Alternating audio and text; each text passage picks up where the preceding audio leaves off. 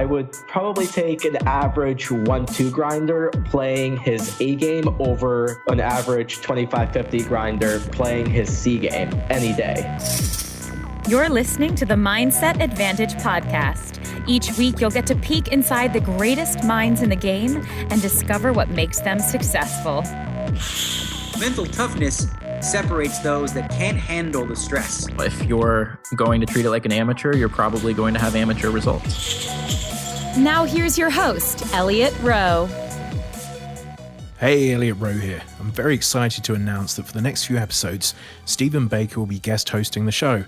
Stephen has experience both as a professional poker player, strategic coach, and now a member of my mindset performance coaching world.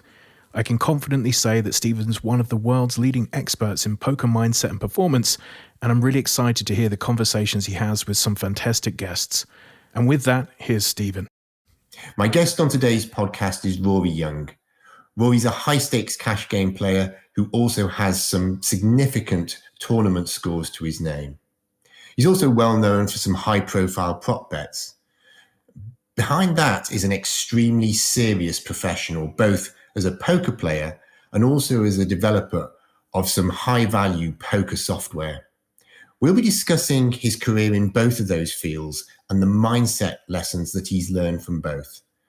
So let's get straight to it and get a look inside Rory's mind and the insights he can share with us. Well, Rory, firstly, great to see you. Thank you for coming.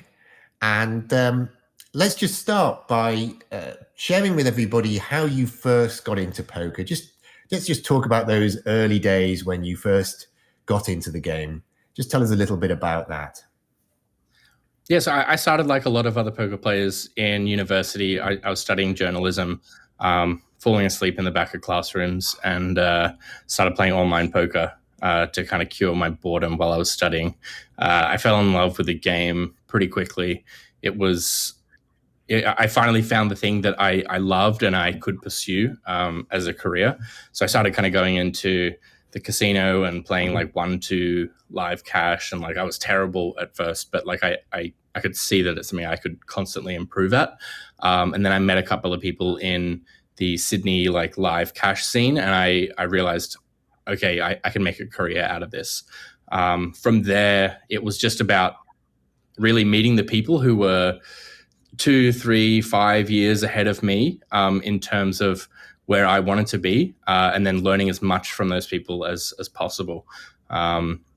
Yes, so I think I started playing pub poker and small stakes at the casino, but quickly kind of became familiar with the online scene, and then started playing bigger live tournaments, bigger live cash, and then started traveling internationally pretty quickly, and then was playing scoops, W coops, and the kind of live tournament circuit for a while before transitioning to full-time cash. And that kind of landed me to be living in Las Vegas. I moved there about 4 years ago. That was one of the most significant shifts in my career. I'd always pictured, 25, 50, 50, 100 live cash at Bellagio as like, oh, this is like the pinnacle, like the best players will be playing here. And I kind of went in one day just like looking to play and see what the games were like. And I saw a couple of like, the big names that I'd seen on these big live cash shows, kind of nervous to play against them. And I don't know, like shots fired, but like they were pretty horrendous compared to the competition I'd faced online. So it was a big turning point. It was like 20 minutes of playing where I'm like, oh wow, this is a gold mine. Then it was just every day I was, the first one there and the last one to leave for like 3 years straight. And that was my main focus. Yeah. So you've a couple of interesting points I'd like to pick up on there. So you described improving. What was your main method of improvement in those early years? Just being a sponge for information. So it was always like my goal, whether it was conscious or subconscious, was to find the people who were much better than me and not look to like emulate their strategies, but understand their strategies and look to put my spin on it and implement them. a couple of people who were instrumental in that. I mean, the most instrumental was, and the biggest kind of turning point in my career was meeting my best friend, Adrian Attenborough. He showed me like how to be an actual professional at the game and treat it like a very serious job. So there was, I mean, he's kind of maniacal when it comes to his studying processes and stuff, and I'm nowhere near that. But I learned from him like how to approach the game on a scientific and fundamental level, and we kind of got in on the very early stages of using solvers like PO Solver, back when there was this big debate about like, oh, are solvers the best way to play? And it's just like, now it's a foregone conclusion. There's no debate. So yeah, we got in pretty early there, and yeah, it was just rigorous hard work for a short while, but also understanding that not to just accept things as they are, and to challenge and create new strategies. Yeah, I see. No, well, that's really That's a really helpful insight to the mindset of a professional. I mean, this is the Mindset Advantage podcast, and I just want you to maybe share with everybody who's watching and listening, what were the biggest mindset challenges? And I'm not talking now about the technical learning curve, but I'm talking about the pure mental game. Was there a particular point in your professional career where you realized mindset, the ability to execute at the level of your technical skills, was a challenge? Share with us any insights, any challenges you faced along the road. No, I was a Zen master from day one. Nah, just kidding. I was a crazy person. I had to keep like 2 spare new mouses on hand, not just 1 spare mouse, but 2 spare mice, because I would slam my mouse down, shatter it. I've broken laptops, I've broken screens, TVs. I was right. I was clinically insane. And then it kind of got to a point where I'm like, why am I doing this? This is crazy. And I'm not sure how I first came across Elliot, but I've been working with Elliot Rowe for 8 years or so. And once I started working with him, I started realizing I wasn't performing how I see the ideal version of me performing. And it was just about adjusting the way I kind of think through things and approach and prepare and all of that in a way that was in line with how I would see the ideal version of me doing that. I guess like some early things that I learned from him was making sure I'm in like a calm and present state of mind before starting a session, not letting the external things that were worrying me throughout the day into my session. And just like, okay, because all of those things will kind of infiltrate the way you play the game. So it's like if you lose a big hand, then that will trigger you to do certain things. But it's not looking at really, okay, it's not looking at it from like a stop the crazy bluffs that you do when you're on tilt. It's looking and understanding why you go on tilt. So it's like an example would be, okay, I lost a huge pot and then I get this feeling in my chest, for example. And that feeling is, okay, shit, if I don't cash this tournament, then my bankroll will be less. And that means I will be a failure. In my example, it's the fear of failure, that kind of, that's my kind of fundamental issue. And all of this stuff comes back to these like fundamental issues that you have kind of deep in your psyche. So it's about understanding them. And once you understand them, you're aware of them and you can highlight them in the moment rather than just be overwhelmed by emotion. Absolutely. I mean, it's interesting. There's 2 issues there, aren't there? I mean, you've highlighted that fear of failure, but also there's that sense of urgency that everything rests on this moment, but it really isn't like that. I mean, poker is a long-term game, and the success or otherwise of your career will not be defined on any one day. It is the cumulative effort over a long period of time, but there is a mental program, which sometimes it's so common in poker players that it drives them to put a huge amount on that day, that tournament. and they sort of catastrophize when it doesn't go well. Especially with like tournament poker, it is true that like your career is kind of defined by these career defining moments, right? It's like you don't make many big final tables. Like I can, even in my kind of live tournament career, like I'm probably down money in live tournaments. It hasn't like been like a big success in the live realm. And it's like, you know, you look at 2 or 3 final tables, and like if you made a big mistake deep in those, like that can be the difference between, you know, plus $2 million and minus 25,000. So it's like it's hard to reconcile. But I think one of the main things I've learned is not putting too much pressure on yourself. Like I think putting the right amount of pressure, because you can't just be this blasé person who's just like, oh, you know, what happens? You know, it just doesn't. At least for me, it doesn't work. Like I need some kind of pressure there, but not putting like the pressure of like, oh, you're an absolute failure if you don't do X, Y, Z. I think it's a balance. Absolutely. Absolutely. By the way, what you've just said, I mean, it is actually supported by the sort of the psychology and the science of high performance states, specifically flow states. What's known is that these feelings of a little bit of anxiety, a little bit of nervousness is actually a good thing. It's actually a necessary gateway to get into a flow state. And if you don't feel it, there's probably something which is wrong in terms of achieving a high performance state. So you shouldn't be, it is difficult. There is this balance. You don't want to be too chilled.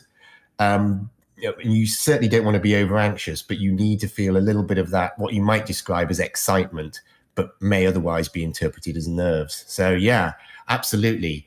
So it sounds like that, you know, once you started having performance coaching, you definitely felt like you were moving in the right direction in a quite pronounced fashion. Is that fair? Yeah, for sure. It was just something I'd completely neglected. And then once I started treating it, but because I mean, as you know, the physical part of poker is like important, but it's not like the most important by any means. I think it's I think you're able to have like a long and very successful career by, you know, sitting at your desk and drinking Mountain Dew and eating pizza. Like I know that Elliot will probably kill me by saying that, but I think like the physical stuff is a much smaller aspect. If you can kind of master that or get close to mastering the mental side of it, I think it's like way more important. But obviously, like everything combined is ideal. Yeah, absolutely. I mean, another thing I've observed is, I mean, as players become more advanced, it becomes harder and harder for them to gain those technical upgrades. Of course, it's important always to be looking for the technical upgrades, but you reach a certain point where you know the game tree pretty damn well, and to get the extra 1% is hard. But you're right, so many players neglect the fact that they have mental game blockages, which mean that even if they're at, let's say, a 90 out of 100 if notional technical game, they often perform at 70 or 60 or worse because of their mental game blockages.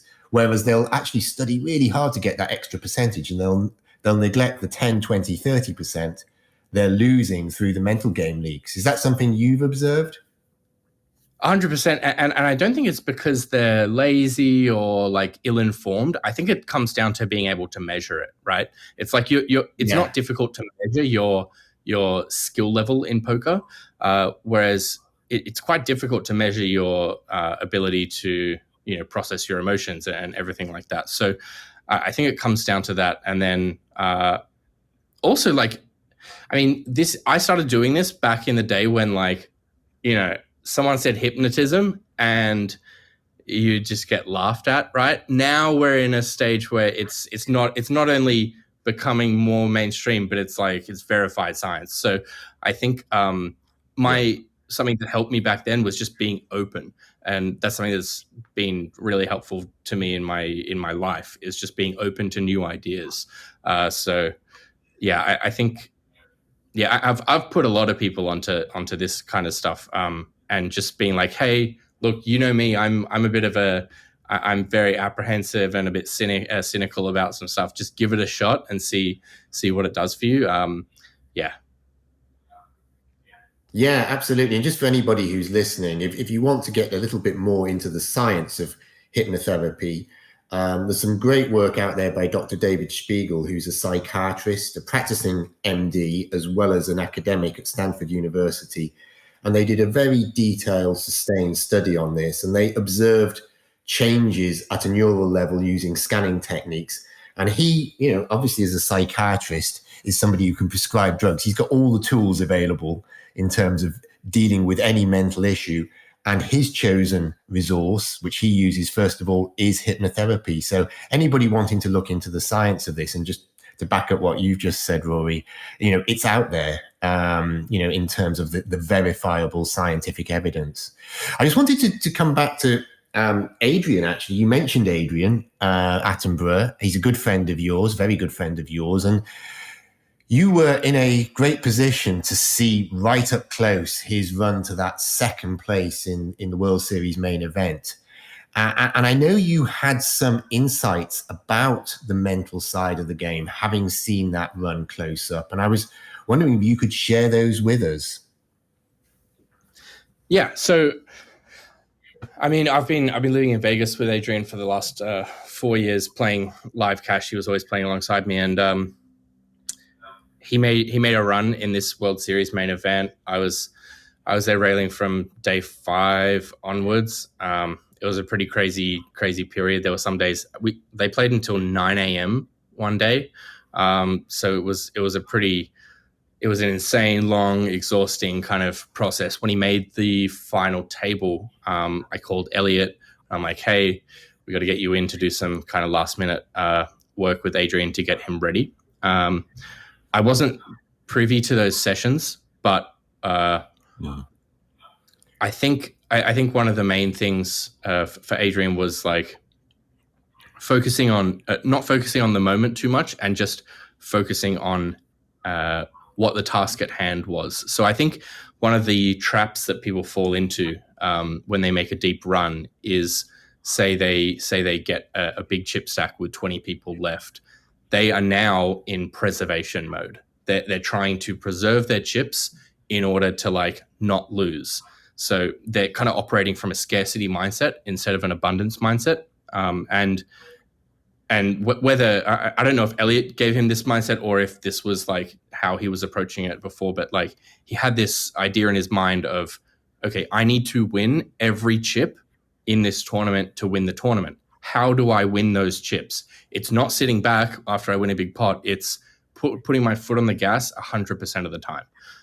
So that's something that allowed him to basically tune everything out, tune the cameras out, tune the pressure out. It was just, how do I amass these chips? And it sounds simple, but like I've never been able to do something like that in my deep runs. Like it's difficult to do. So yeah, that was I think the main advantage he had when it comes to like mindset. Yeah, I mean he was deathly ill. I don't think anyone knows this. He was coming into the final table. He couldn't even get out of bed that morning. And Elliot did a session with him while he was still in bed, and just tried to put him in a frame of mind where he was, not only able to get out of bed, but go out and make, very complex decisions. So I don't know what happened in that session. Maybe there was some magic, maybe I don't know. But yeah, he was able to come in and do pretty well. Yeah, and certainly looking at his performance, nobody would guess that was the case, which is testament to just quite how good his mindset was. Of all the times to be sick, that's definitely right up there as one you don't want. So, absolutely massive credit to him and the work he did there. So now, Rory, I'd like to just talk about something else you've done to an extremely high level. You created a software company, and you created the Odin software, and you've also now created a new app, which I've tried out and been hugely impressed by, Battle. Let's just firstly talk about, what it was that led you into creating poker software.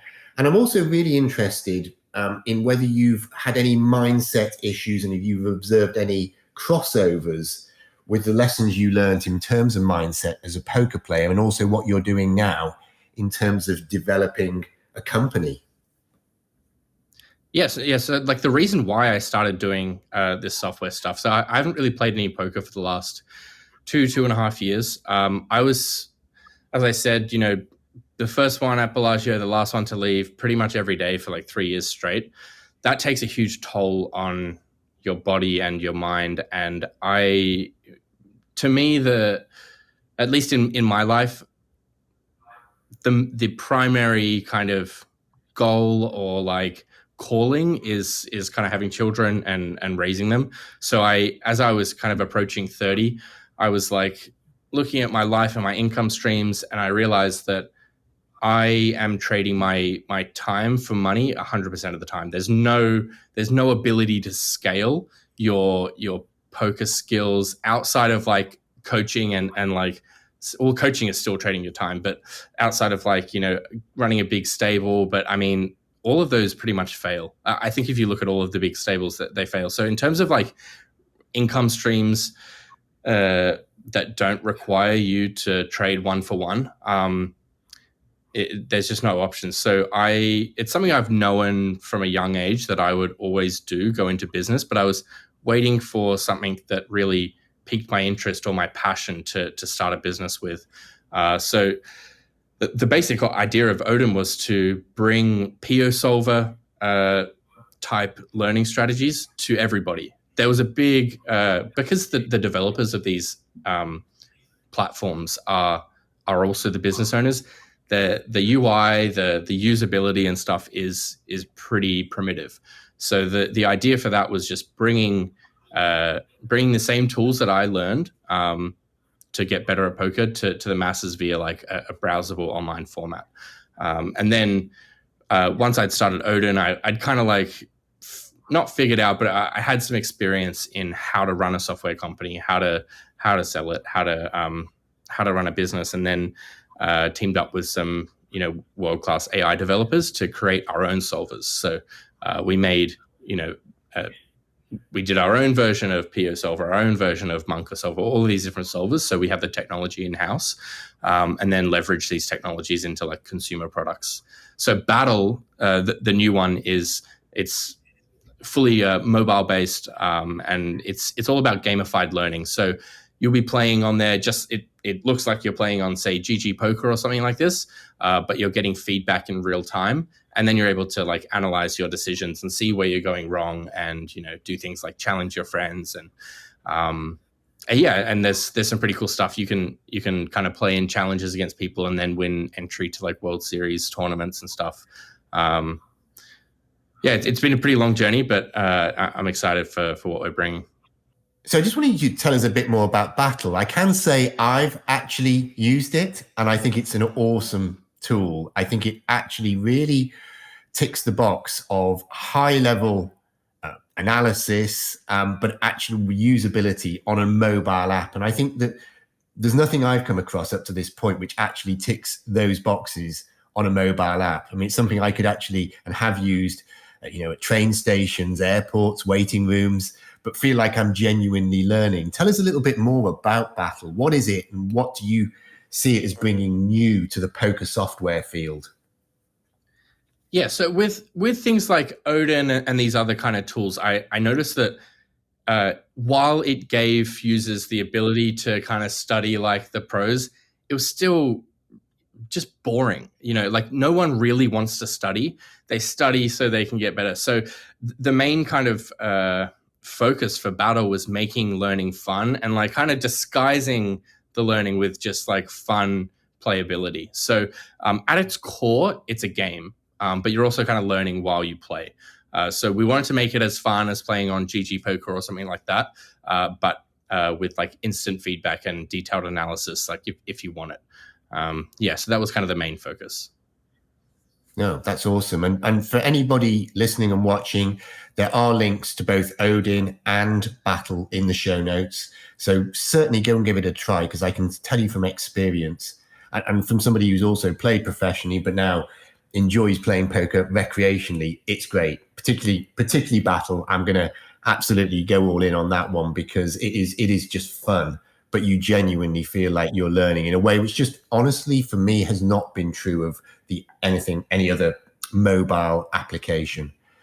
Okay, so Rory, if you were now to reflect on all of the experience you've accumulated in your career, and you were to give advice to somebody at an early stage or maybe still building their poker career, what would you say to them regarding the mindset and performance side of the game? What would you advise them to do, which maybe you wish you'd done at an earlier stage, looking back on your own career?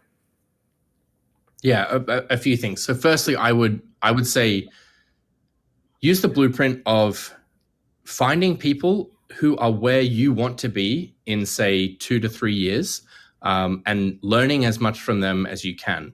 The key component in that is, how do I bring value to this person's life so they are able to add value to my life? So I think like that's quite important.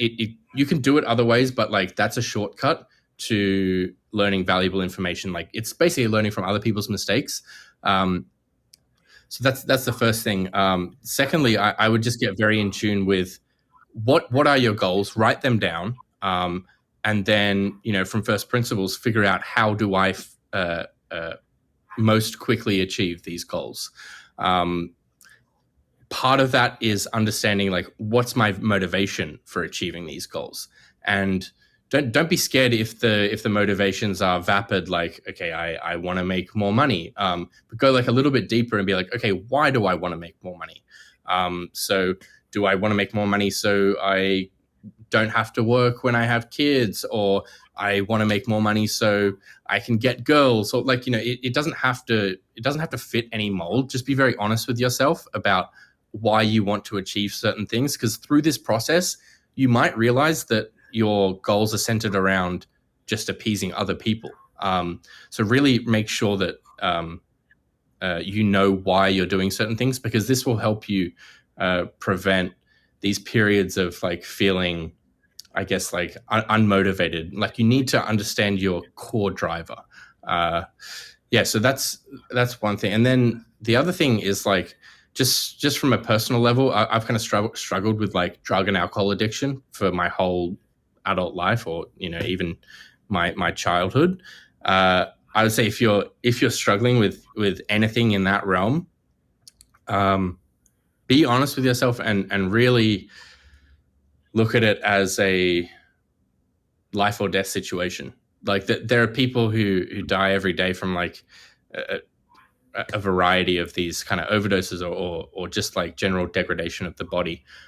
If you're struggling with anything like that, just know that there's not this taboo anymore. I think like that's been something that has been like a remarkable improvement in my life once I really took stock and was honest with myself.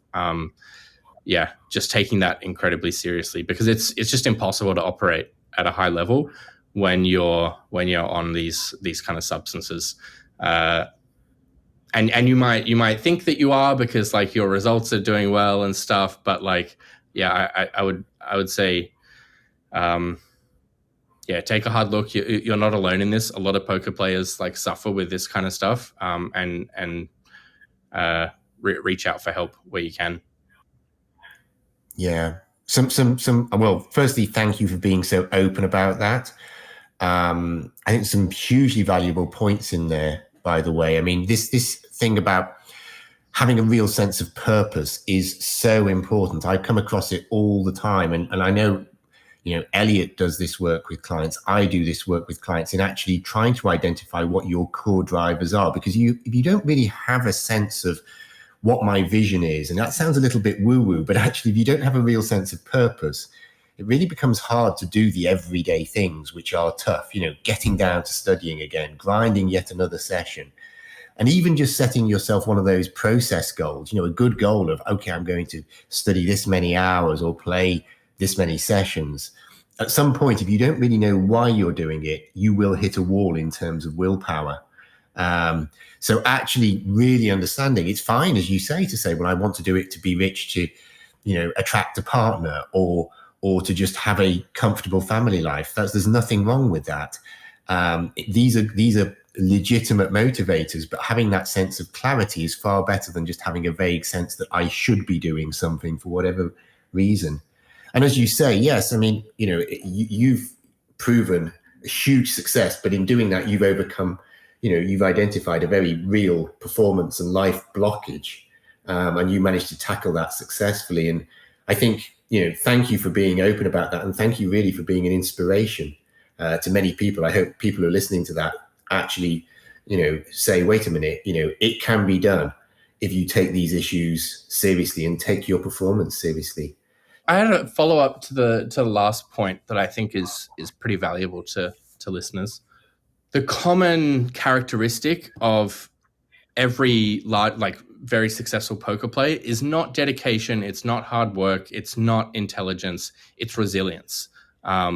Yes. And being able to, there are so many, guys who could have been talented poker players, but when they first went broke, they were like, okay, this is not for me. And they quit, right? It's the guys who have this undying, just motivation to kind of achieve it. So I think that's definitely something that I would try and harness if I was someone starting out in poker, really preparing for those moments of self-doubt, really preparing for those moments of despair, because you're going to have them. The best players in the world have them all the time. And I would just really try and lock in and make sure that you're prepared for this. Yeah, absolutely. I mean, that very point is one I actively work on with clients, developing that mindset. And I think a lot of people think it's the kind of mindset you're born with or you're not, but you can consciously cultivate it. I don't know, you've probably heard of a guy called Jocko Willink, and he does a podcast, and he used to be a US Navy SEAL, and they had this phrase which he's kind of popularized, this idea of saying good. When something goes wrong, you say good. And it's this idea of radically accepting the difficult moments and saying, okay, how can I become better in that moment? And I definitely observe, working with clients in poker and across other industries, that the very best actually develop and actually work on that mindset, prepare themselves for the difficult moments, and actually say, hey, this is my chance to be even better. I mean, one really great example of this is a guy called Steve Redgrave. You may remember him. He was an Olympic rower. He's such a brutal sport, and he was in it for 20 years. He ended up rowing in his 40s and I think winning a gold medal. And I always remember listening to an interview with him, and somebody was asking him about the pain of those final 500 meters of a rowing race, and he said, I love it, because I'm feeling the pain, but I know I can cope with the pain better than anybody else. And that is the kind of mindset, when we're in a downswing, how you cope with that will define you far more than when things are going well, because we will all hit that downswing, and how we cope with it is going to be, a chance to actually show your qualities in a way which it's far easier. Everybody can do well when the wind's in their sails, right? But yeah, what you've described is actually, I think, the most important quality in pretty well any industry.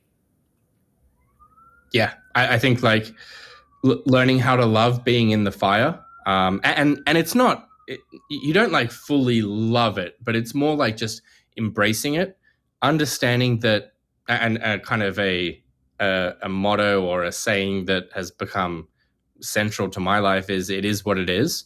And just dealing with it, and you will look back, and I know everybody hears this shit and they say yeah, but it's true. You will look back on these big, pivotal, challenging moments in your life, and look back with not regret, not with pain, but with satisfaction for them happening, and trying to kind of have that satisfaction while in the moment is a tough skill to develop, but if you can, it's incredibly helpful.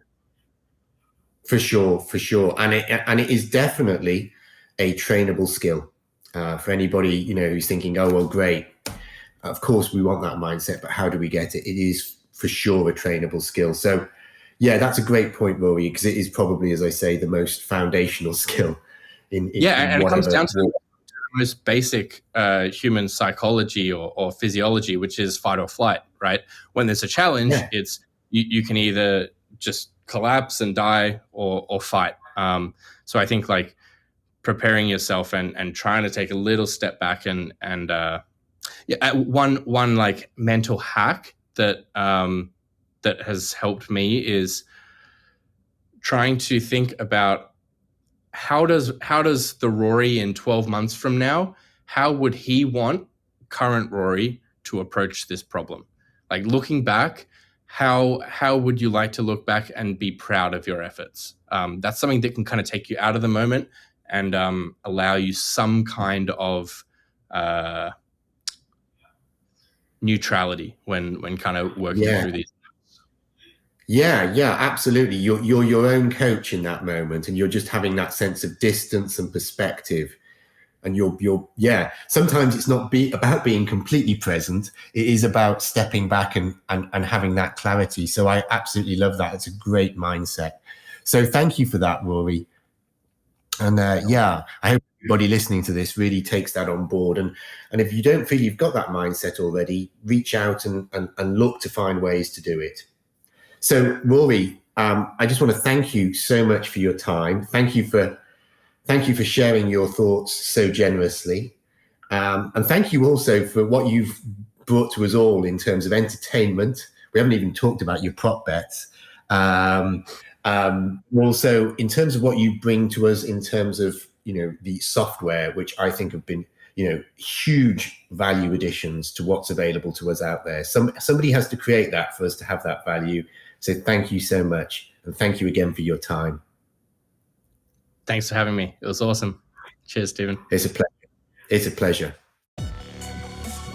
So I want to thank Rory for being so generous with his time and his thoughts. And thank you for listening and watching. I'm looking forward to sharing more knowledge with the best poker minds out there in the next podcast. So hit the subscribe button, and I look forward to you joining me for the next episode. Thank you again. You've been listening to the Mindset Advantage podcast. To get future episodes delivered to you automatically, make sure to subscribe via iTunes, Stitcher, or your favorite podcasting service. To get any resources mentioned in the episode or to listen to past shows, visit pokermindcoach.com/TMA podcast. Thanks for listening.